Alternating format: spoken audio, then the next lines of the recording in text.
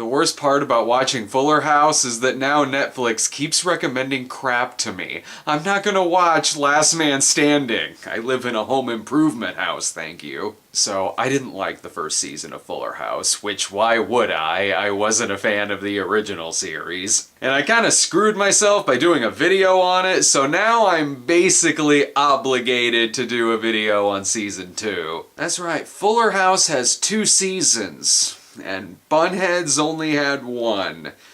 That makes me sad. So now it's time to cheer myself up by binge watching every episode of Fuller House Season 2.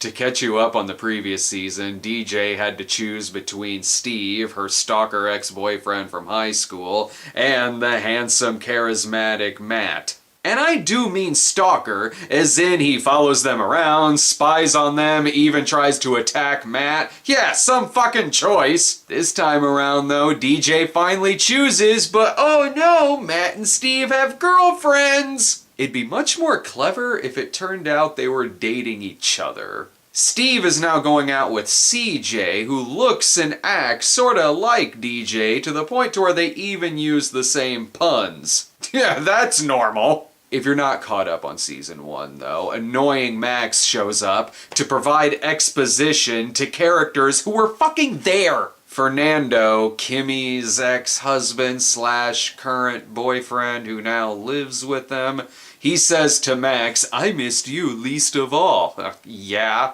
There may be some drama, though, as Kimmy Gibbler's younger brother Jimmy, aka Diet Ashton Kutcher, has a crush on Stephanie. What? Ain't that a pickle? Bushwhacked! This episode is 6 minutes shorter than the previous episode, probably because in the season premiere, the fucking audience had to woo for 5 seconds every time a character appeared. This is the most easily entertained audience. They actually, a kid picking up a toy and a dog eating. There's now 2 stalkers this season because Jimmy Gibbler has his RV parked outside the house and won't leave until Stephanie agrees to go out with him. And everyone else finds this adorable. This show's idea of a romantic movie is fear. Episode 2 does do something I never thought I would see in the Full House universe, a pixelated nutsack. So then it has something in common with its own porno spoof. I did get a little sad here, though, because Alan Thicke turns up in this episode as DJ's blind date, and I really hope this wasn't his last project. And what the fuck, he was Kirk Cameron's dad on Growing Pains, and now he's dating his son's sister? There is a part I laughed at, though. It's when the oldest kid, Jackson, destroys Max's Lego set. Fuck that kid. If you need an example of this show, obviously being written by old people, it's got the classic scene where there's a group of kids on the couch sitting there texting and saying nothing, and then an adult comes in the room and says, "Don't you ever actually talk to each other?" I'm really worried about this audience, though. DJ says that she wants to go see her favorite play, and then Stephanie says, "Oh, we're not seeing Wicked again," and then the audience laughs. How is that a joke? They woo at Kimmy Gibbler's daughter, I can't remember her fucking name. They woo whenever she has her first kiss, and then they woo again later when she explains that scene to another person. Either this audience is coached, or they're suffering Stockholm Syndrome. But instead of going to a play, Stephanie and DJ decide to crash an Irish wedding. You can tell it's Irish because they start singing "Oh Danny Boy," "Everything is Green," they begin river dancing, and there's leprechaun hats in the bushes. DJ uses the name Sinead O'Connor to get in, because I'm sure no one there knows who that is. And annoying Max appears to be sassier this season, almost like he's a miniature version of Jack from Will and Grace. And I didn't even like that character, so I sure as shit don't like him in kid form. The little shit acts like he's smarter than everyone else, yet when he has to water the plants, he does so with a bucket of his own used bubble bath water. Idiot. This is the Halloween episode. Makes sense to have a seasonal episode on a show you're supposed to binge watch. Kimmy and Fernando dress as Lucille Ball and Desi Arnaz, and they even do a whole Lucy and Desi routine, because that's much easier than just pissing on their graves. Oldest son Jackson decides to skip the Halloween party, and instead he goes to the best haunted house ever. No, seriously, it has amazing post-production lightning effects. But Jimmy and Stephanie teach Jackson a lesson by dressing up as zombies and telling him that he should have stayed home with his family. What the fuck? They're not home either. I mentioned Home Improvement earlier, which was kind of appropriate because this episode has a smug little kid who's saying douchey things about not being scared by the family's Halloween decorations, but then at the end he actually does get scared when Max pretends to be a severed head on a dinner plate. They did that same plot and resolution on an episode of Home Improvement. I should just be watching Home Improvement right now.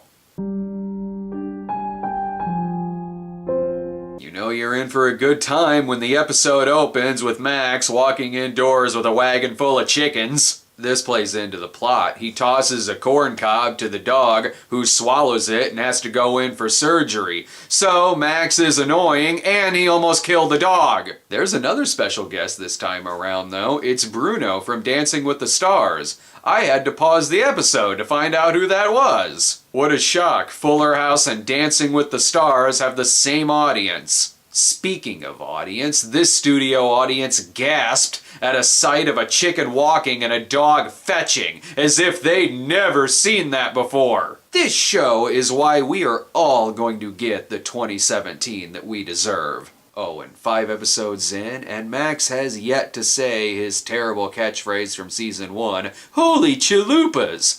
And I still hate him. It's the Thanksgiving episode. It's like it was just Halloween an hour ago. I was originally thinking that I wish some of the original cast would come back, but then Bob Saget walked in dressed like a white rapper and saying shit like, "What up, my peeps? What's crack-a-lackin'?" Uncle Joey arrives with 4 annoying kids who tear shit up and spout out more catchphrases. This show needs more annoying kids like the world needs more crack.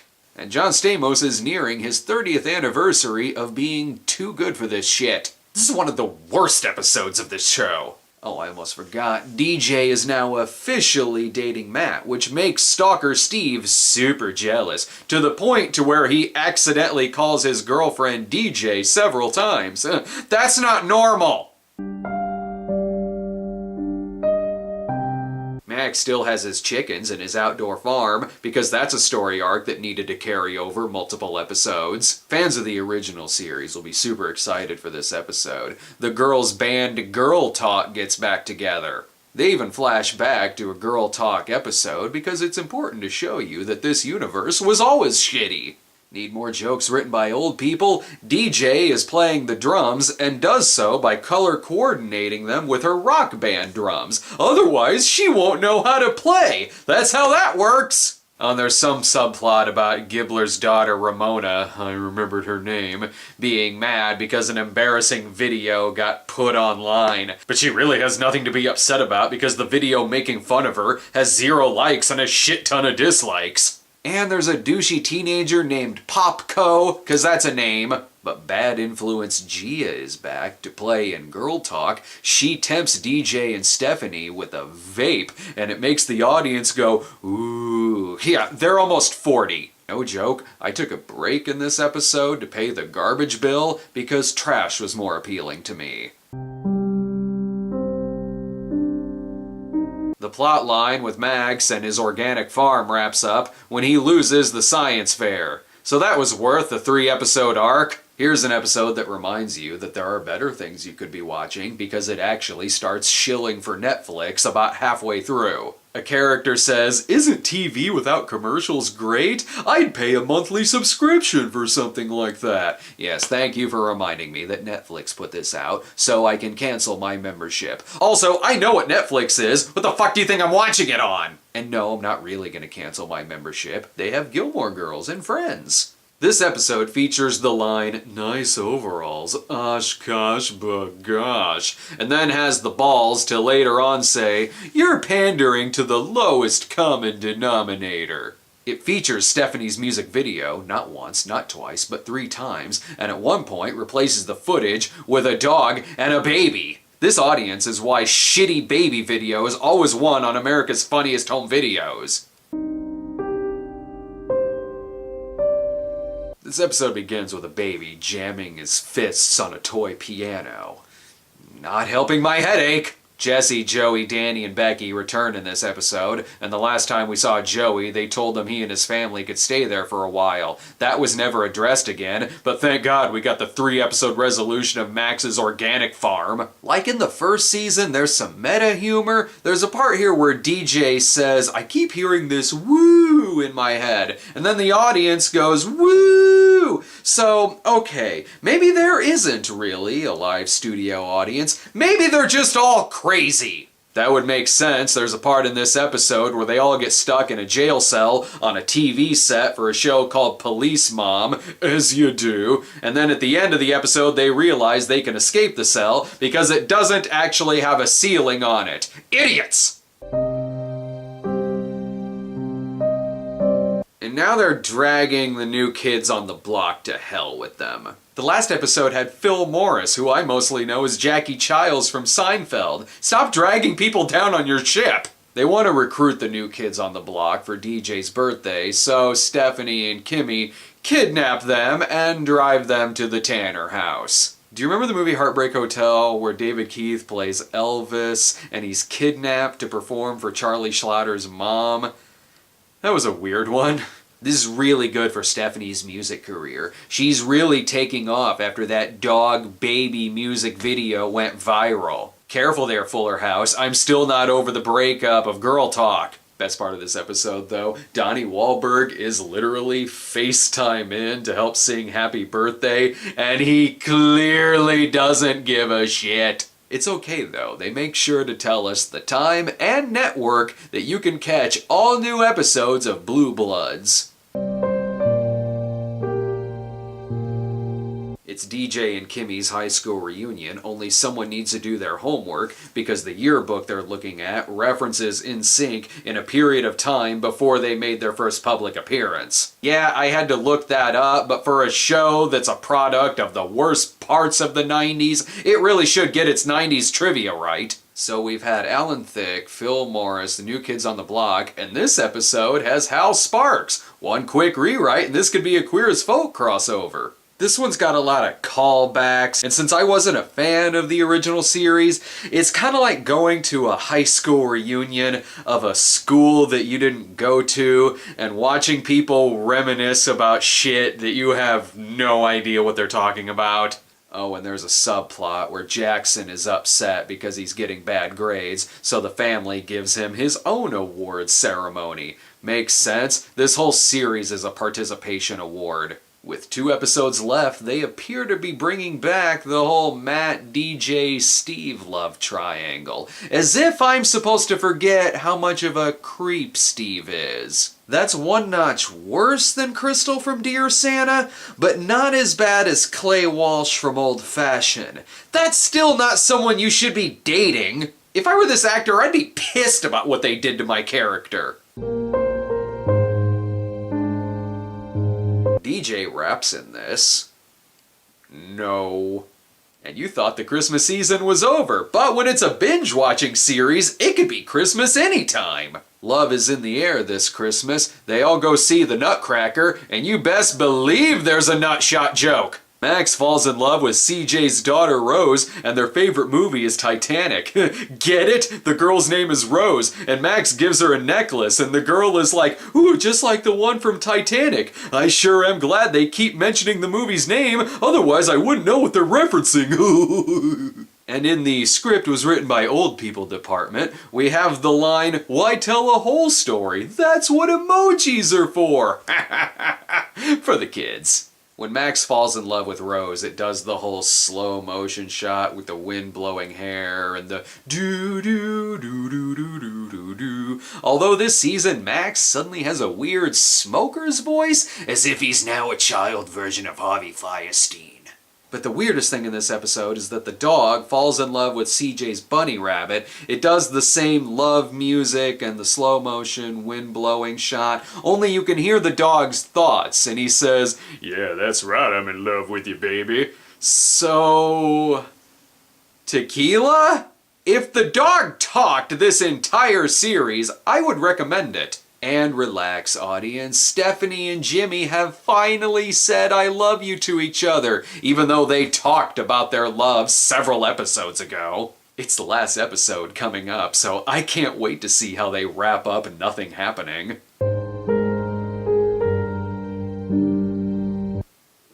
Thank Christ.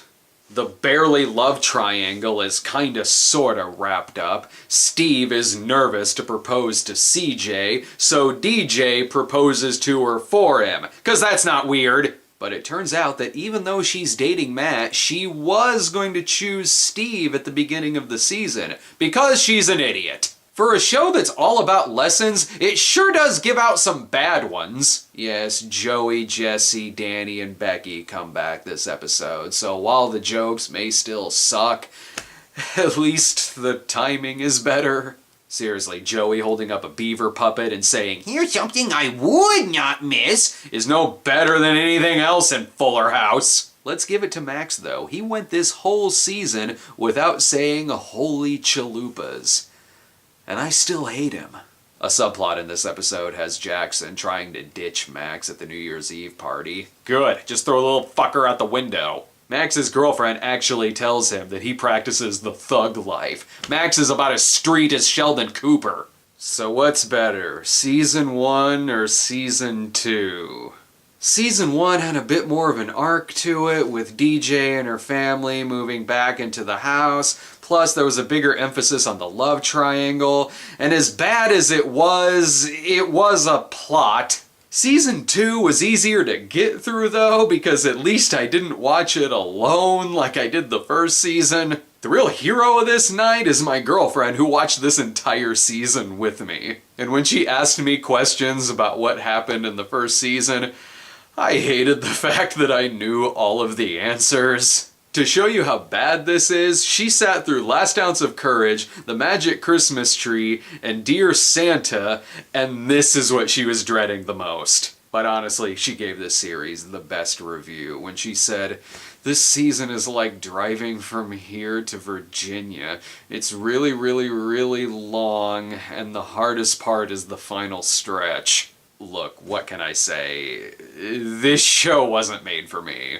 But I will say, this show is impossible to disappoint. Whether you go into it thinking it's gonna bring back memories, or if you think it's going to completely suck, it will meet whatever expectation you have of it. Nothing more, nothing less. This show sucks.